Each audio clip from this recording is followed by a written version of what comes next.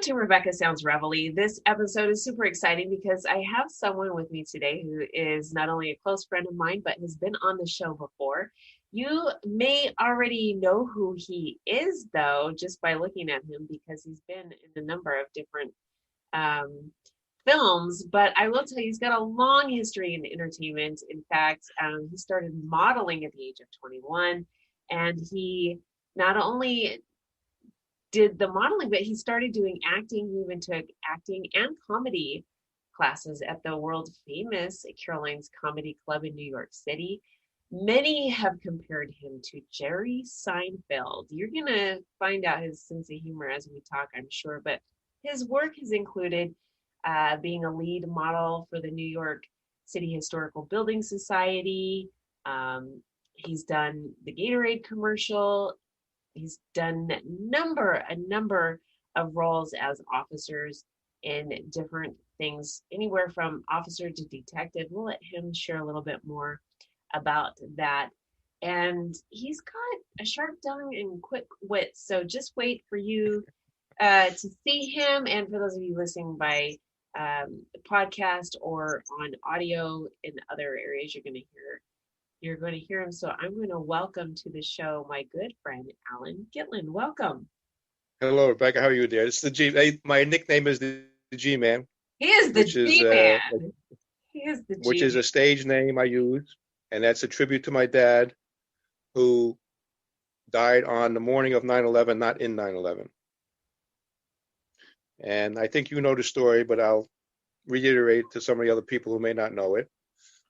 My dad was in the hospital for 3 or 4 days. I was very super close to him, and he died at 2. Yes. One quick thing. We've got to have you move your hand away a little bit. There we go. Gotcha. I got you back now. All right. Okay. So your dad. Yeah. Yeah. You were sharing a little bit about your dad. Yes, hold on a second. I got something interrupted me here. Okay, gotcha. Yeah, so my dad was in the hospital for 3 days and passed away 3 o'clock in the morning. And my best friend, he was like an uncle to him. He was super close to him also. He's a very religious Jewish guy who goes to synagogue in the morning to pray and at night after work to pray. And he went to pray that morning, not knowing that he was dead already. And a gentleman who was praying with him said, "Could you stay an extra couple of minutes? Because I know you're going to New York on the train. I need a ride to the train." And he said, "Yeah, I'm saying an extra prayer for my uncle. I'm going to stay a little extra. I will take you to the train." He did not know my dad was dead. He stayed extra 15 minutes. They were the first train not allowed to go into New York from where I live, which is about 40 minutes outside of New York City.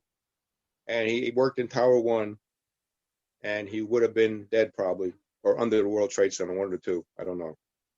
So actually, my dad dying, and I'm very proud of this, saved his life. Uh-huh. It's a really cool story, and I tell it often.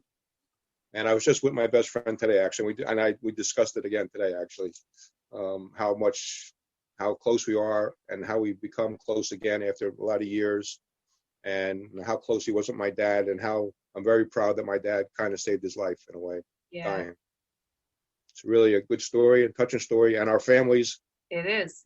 And our families have been intertwined for 56 years through deaths and weddings and all that, and divorces, and we've never had a fight. Him and his brother, and we have a third friend that lives about an hour away from me.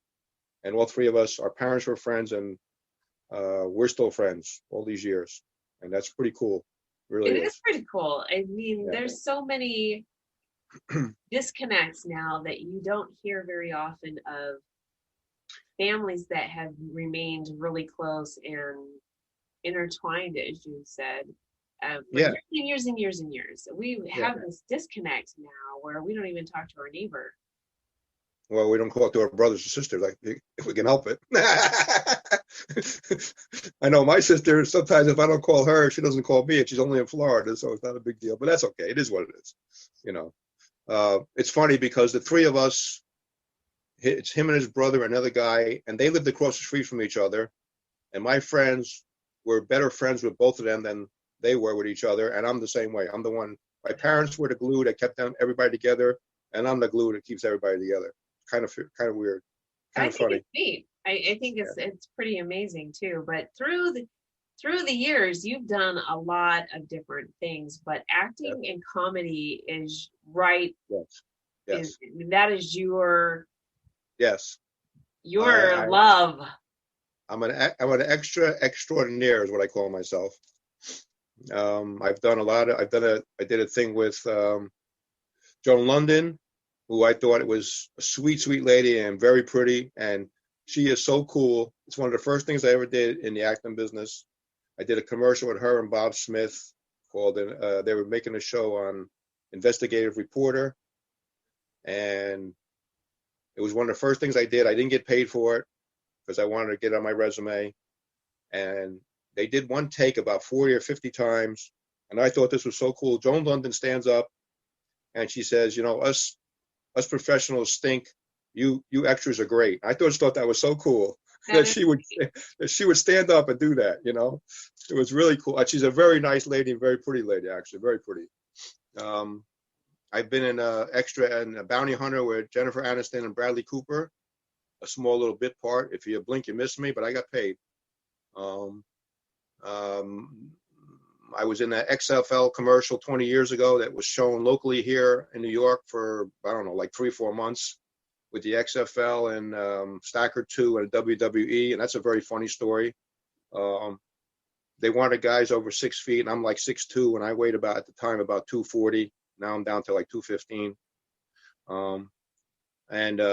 They drove 12 of us about an hour away from New York City to Rockland County, New York. Okay. And we got there, and they had a 35-page waiver from Vince McMahon. His lawyer had made up that we couldn't sue them if we got hurt. And I, being a smart ass, said to the guy, what happens if you don't sign this? And he said, well, if you don't sign it, you're going back to New York City and you're not going to be in the commercial. And the commercial paid $2,000, so we all signed it. Well, yeah. But you needed a lawyer to understand this thing because it was 35 pages of mumbo jumbo attorney stuff, you know. That's a lot of pages. Yeah, which really nobody understood. But Vince McMahon didn't want to get sued. And so we did this commercial for the XFL, and the XFL cheerleaders were there in cheerleader outfits. They were freezing their butts off because it was like in November, December, and they had cheerleader outfits on. They were freezing their butts off. And this is how long ago it was. It was it was like the second thing I did when I got back into acting, and they ran out of film. It wasn't digital. They ran out of film, actual film, and they had to go back into New York City to get film. You know, that's how far back it goes. Like 200. It was like 2001 maybe. I don't know, something like that. About 19, 20 years ago, something like that. But they showed it on Channel 9 here, which is one of the local stations. Like, I can't tell you how many times it was on. And we waited 10 months to get paid because Vince McMahon didn't want to sign off on the checks. He likes taking money in. He don't like giving it out. So there you go. It's kind of funny, that waiver though thing. I never forgot that. You know, and I actually asked the guy, you know, what happens if you don't sign it? He goes, well, we just bring you right back to New York and you're not in the commercial. Yeah, I mean, it's a no-brainer. You're going to sign it and just kind of, right. You've done a lot of things. I've seen you in some recent. Yeah. There's a video out, music video out. I'm sure if a young person is listening to this, Lil Tjay, who just got arrested the other day for gun possession, which I think was a plant maybe. He signed with Columbia Records. He was in juvenile detention at 16. He wrote 75 songs while he was in juvenile. 75. Oh my, I didn't know that. Yeah, rapping songs. He came out, somebody heard him, put him on Spotify, Columbia Records, somebody heard him, he signed with Columbia Records. They were pushing the hell out of him. I was in a music video called F&N. And the reason why it's called F&N is because he says a nasty word in it, and they couldn't put what it was on the CD. But explicit lyrics.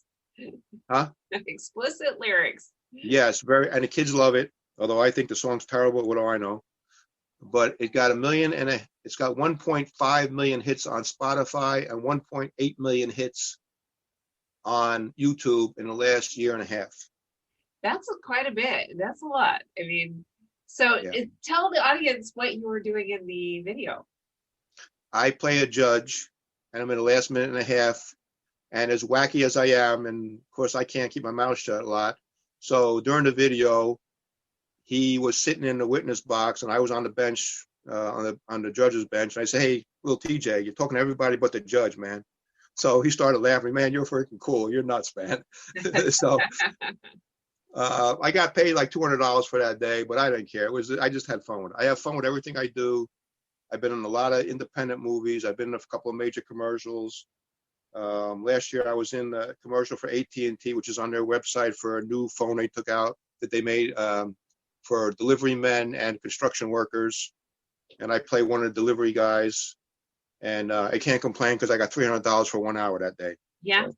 Well, you stay pretty busy. I mean, you're on the move with a lot of things, and it's pretty exciting when this comes to fruition and you actually get to see.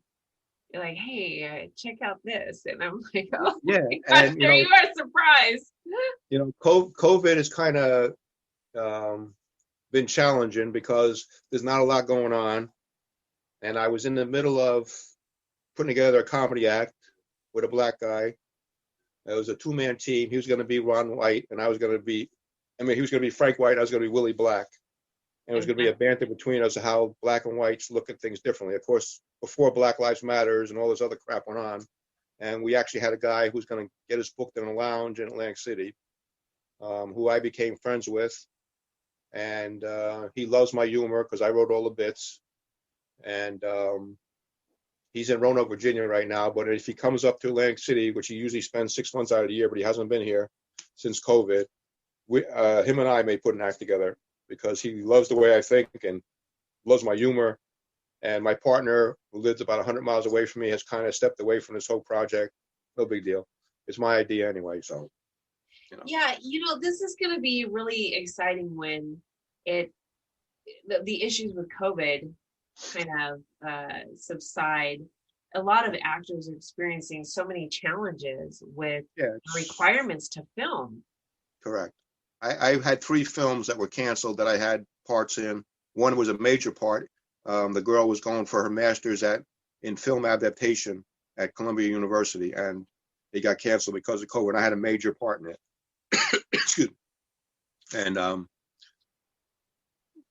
I wrote a script also that a friend of mine in Chicago, who you know now, Andre Boyd. Yes, who I became friends with, and I've introduced him to you and a few other people, a few other friends that do podcasts and stuff. I wrote a script with another gentleman who since has also stepped away from it. And Andre has his own studio.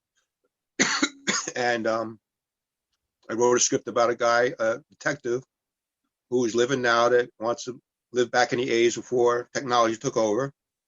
And he's a cross between Columbo and James Bond. And he's Columbo because he figures stuff out with his gut.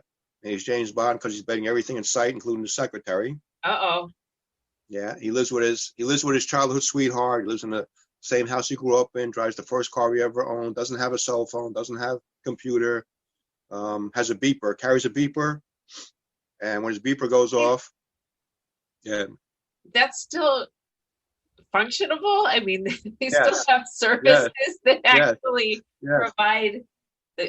I found my pager not too long ago, and it was just with the recollection of.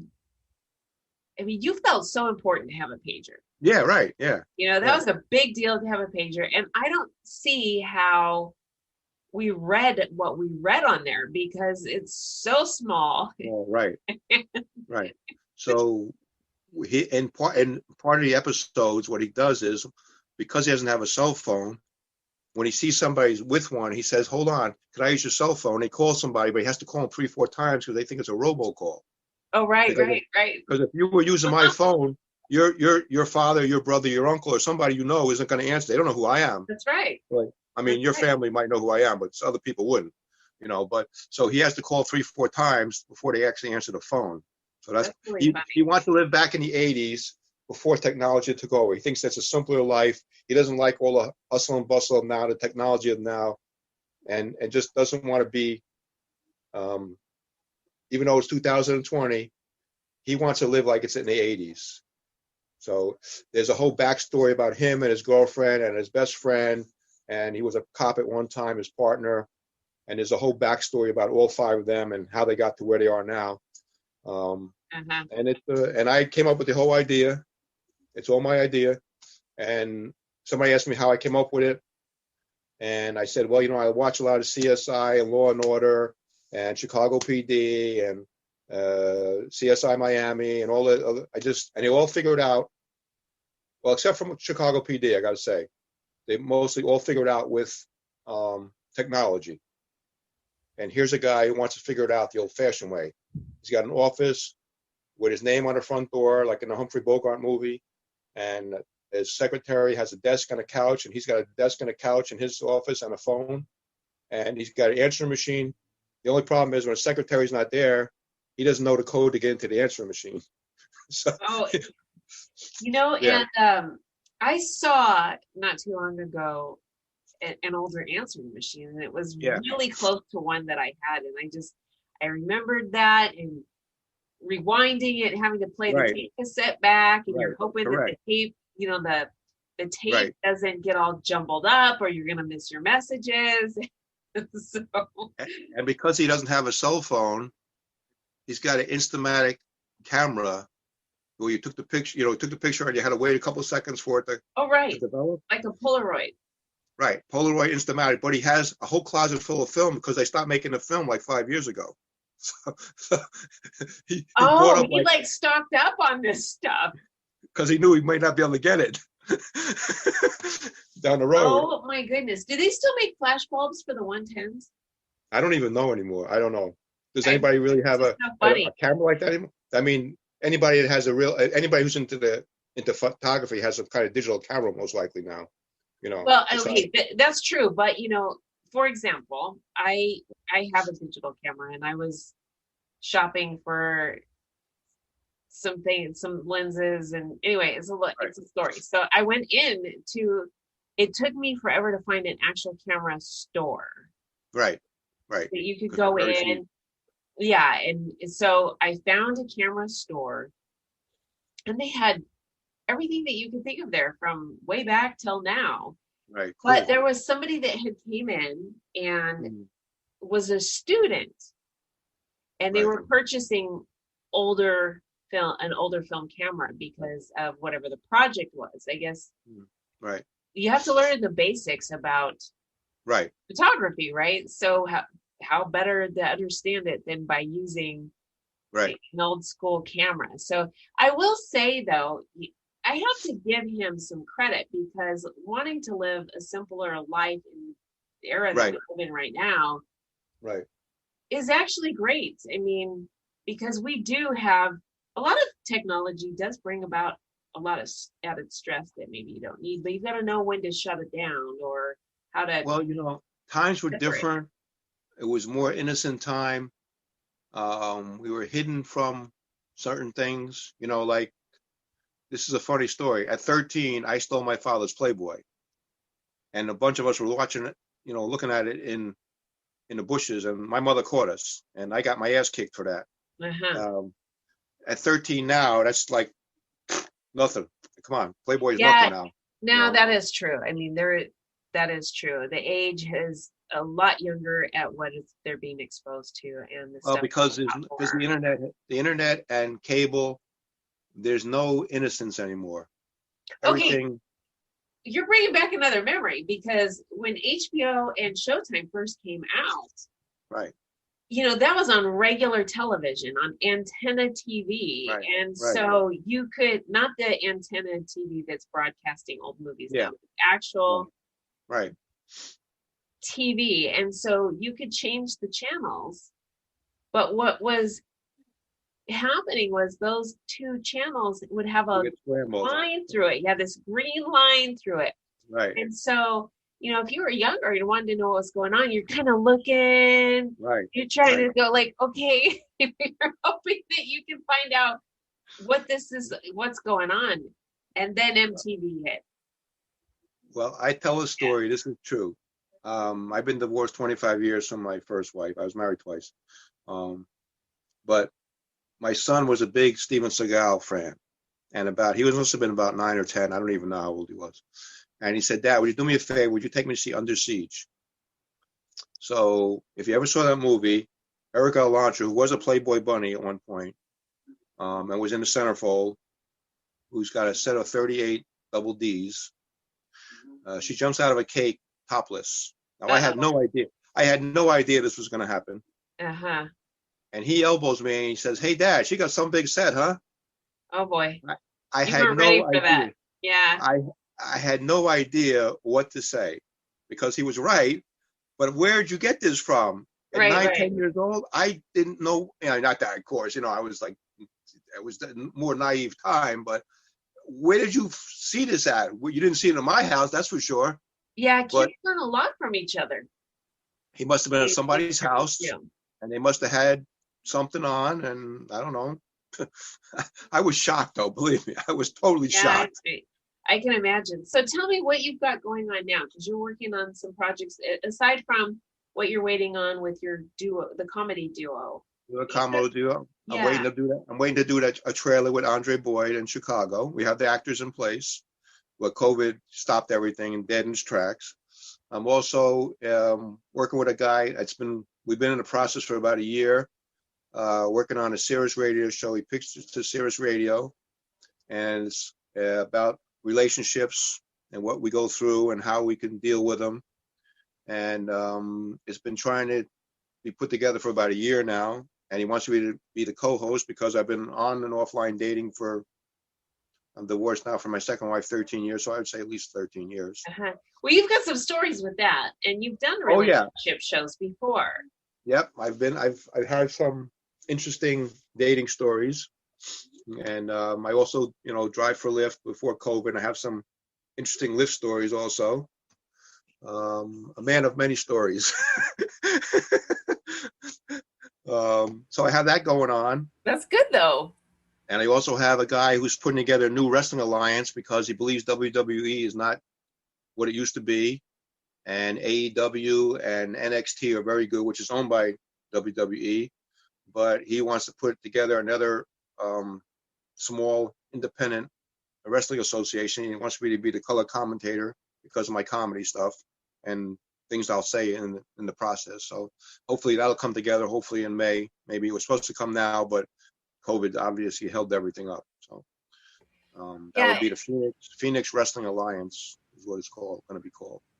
So this is exciting. And what do you've got on your website for people to connect with you? You can go to www.theg-man.net and see all the stuff I've done. I got videos. I've been on many podcasts as a guest. At one point, I had a little podcast on my own with another gentleman. Unfortunately, it didn't work out. Yes. But I've been many times a guest on the Mike Wagner show. I've been on your show. I've been on a show in Boston, in Montreal, in Buffalo, New York. Show in LA, podcast. Somebody in Florida, I believe. I've done many videos, and I have a friend of mine, Stefan Sidoni, who has a small little studio in his house. He's interviewed me 3 or 4 times. There's a lot of stories out there. We get along really well. He's a great interviewer, and we always have a lot of fun on his podcast that he has out. He's got his own video channel. If you look at my website, you'll see links, or you look at my name, Allan S. Gitlin, you'll see all my videos and my podcast stuff and some of the little movies that I've done. I've just done a lot of things I have had fun with everything I do because it's not a job to me. It's just fun. I'm not a youngster.